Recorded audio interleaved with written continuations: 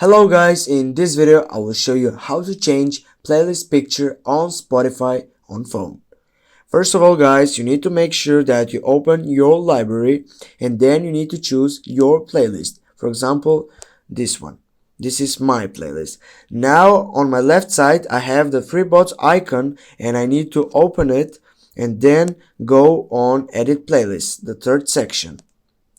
After that, as you can see, here is my name of the playlist, but also and the image of the playlist. Now I go on change image. As you can see, I can take photo right now in the moment, or I could choose a photo from my gallery. I will go choose photo from my gallery.